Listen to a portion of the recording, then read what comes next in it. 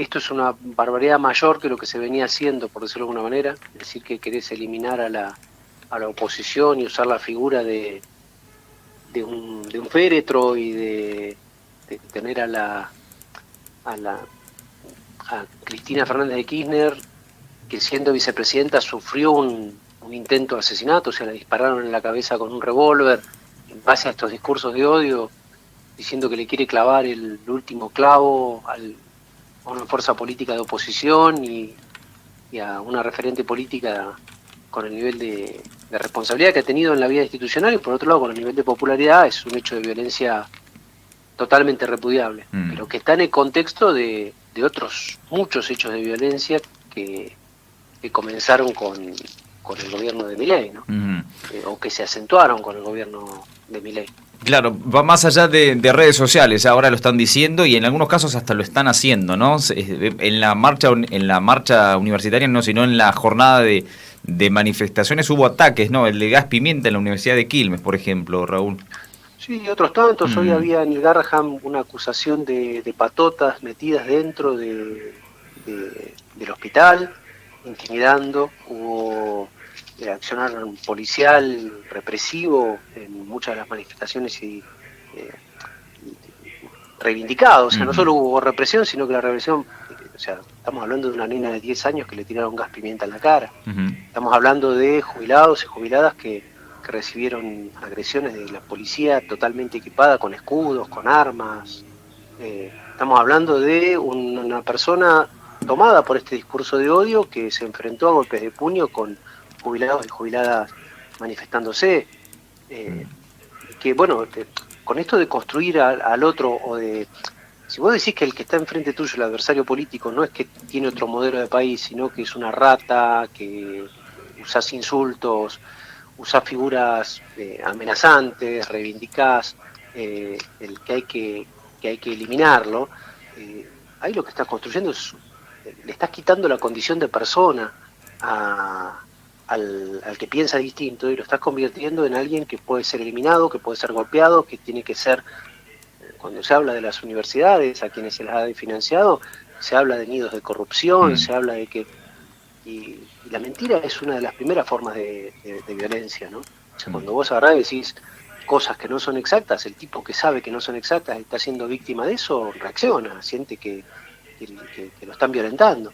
Entre la mentira, los insultos, esto que vos planteabas de las redes, el tema de que hay que eliminar a la oposición, más las situaciones de la inestabilidad económica, de los despidos, de considerar que el laburo que hace el otro es un robo, lo que ha pasado con los comedores, lo que ha pasado con las organizaciones sociales, con las personas que recibían algún tipo de plano de programa para poder acceder a lo mínimo que tiene que ver con los alimentos. O sea, son todas situaciones muy violentas que es necesario frenar porque lo que está en juego es la democracia y la convivencia democrática. Raúl, un párrafo que a mi entender, muy humilde, me pareció interesante, es incorporar nada menos que a la Corte Suprema de Justicia, porque desde el Legislativo algo vimos al respecto, al menos expresiones en Twitter, pero no se ha escuchado nada de la Corte Suprema, y ustedes agregan al respecto ese nombre. Sí, a nosotros lo que nos parece es que hay suficientes situaciones como para que se pueda actuar tanto desde lo institucional legislativo, por decirlo de alguna manera, amedrentamiento, violencia, agresiones, insultos, lo que tiene que ver con el funcionamiento de las instituciones, como aquello que tiene que ver con manifestaciones de desequilibrio por parte del presidente en cuanto al nivel de agresividad con el cual se manifiesta hacia las instituciones. Eso indudablemente. El otro día Roberto Gargarella, un analista creo que escribe en La Nación, que no es alguien a quien se lo pueda acusar precisamente de pertenecer al campo popular, planteaba que en Estados Unidos se han dado situaciones en las cuales se ha actuado sobre los presidentes llamándoles al orden y generando un límite respecto a los niveles de violencia con los cuales pueden expresarse, porque eso vos no sabés dónde termina. Claro. Es como cuando una hinchada grita barbaridades y después hay alguien que las ejecuta. En este caso, el grado de responsabilidad que tiene un presidente elegido a través del voto y con responsabilidades constitucionales es mayor que el resto de los ciudadanos. hay un regodeo aparte sobre, Sí, sobre el sí. dolor, ¿no? Porque comenzó a circular, escucho por ejemplo a Feynman hoy diciendo, bueno, dice lo mismo que decía en campaña, ¿no? Y como si fuera lo mismo y la investidura presidencial no estuviera de por medio. Sí, a ver, lo que pasa es que la diferencia que hay entre los delitos comunes y los delitos de lesa humanidad es que en los delitos de lesa humanidad está todo el aparato del Estado puesto al servicio de esa ilegalidad. Y creo que esa figura nos puede servir como ejemplo en el medio de esta situación. O Mm, sea, que un presidente, en campaña hay un lenguaje exagerado, hay un lenguaje caricaturesco, que lo que pretende es llamar la atención, que para mi manera de ver hay límites que igualmente deberían respetarse. Pero esta lógica de redes, de comunicación de redes que vos decís, o sea, este tema de que un presidente se maneje como si fuera un troll, que, que termine retuiteando o utilizando terminología de alguien en una red general, lleva una responsabilidad mayor. O sea, si vos utilizás el dinero de la CIDE, las estructuras represivas, las estructuras comunicacionales, la de financiación por parte del Estado, todos esos elementos son elementos que obligan o que fuerzan al otro a tener que, que someterse. claro. Entonces, vos podés hablar de traidor en alguno de los gobernadores y en alguno de los legisladores, pero también eso hay que hacerlo en el marco en el cual han sido extorsionados, Ujú, han sido desfinanciados, aparte de algunos que han sido comprados, ¿no? claro. Rodrigo. Raúl, ¿cómo estás? Rodrigo Lasdica te saluda. ¿Qué tal, cómo va? Bien, todo bien. Te pregunto, en tu opinión, ¿hasta dónde tiene tela para seguir cortando con estas medidas? O, de otro modo, ¿cuál puede ser el punto de inflexión para terminar con esto? Porque no para de abrir frente de conflictos con diferentes sectores. Digo, ¿hasta cuánto puede seguir así? Mira, creo que el tope final lo va a terminar dando el pueblo en función de cuando rechace. Por lo menos a lo largo de nuestra historia ha sucedido así. Eh, a veces ha coincidido con momentos electorales y a veces no ha coincidido con momentos electorales.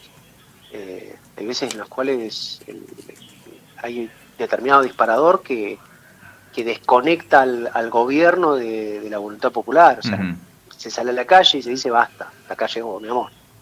El tema de eso es que muchas veces esas situaciones son acompañadas por muertes en la calle Mm. o por situaciones de violencia que pueden ser evitables. Acá hay un tema previo que tiene que ver con el rol institucional de decirle a un presidente que vive agrediendo y que genera hambre y que genera exclusión y que desfinancia la educación y la salud, que hay un límite, mm, que no fue elegido rey. Y para eso es necesario las fuerzas políticas, las fuerzas sociales, sindicales, que le pongan un límite y que digan hasta acá llegó. Si esas fuerzas, en el fondo, lo que esperan es el momento en el cual el nivel de popularidad baje, por decirlo de alguna manera, el clima social a veces es inestable. A veces hay un momento en el cual parece que una persona tiene muchísimo apoyo y de un día para el otro, por una situación puntual, eso se perdió y no vuelve más. Sucedió con De la Rúa, sucedió con Macri después de que ganó las elecciones de término medio en el 2017. A los 2 meses sucedió la represión a los jubilados y el recorte en las jubilaciones y la gente dijo basta. claro. Contra el 2x1 hubo una explosión en la cual se le dijo basta.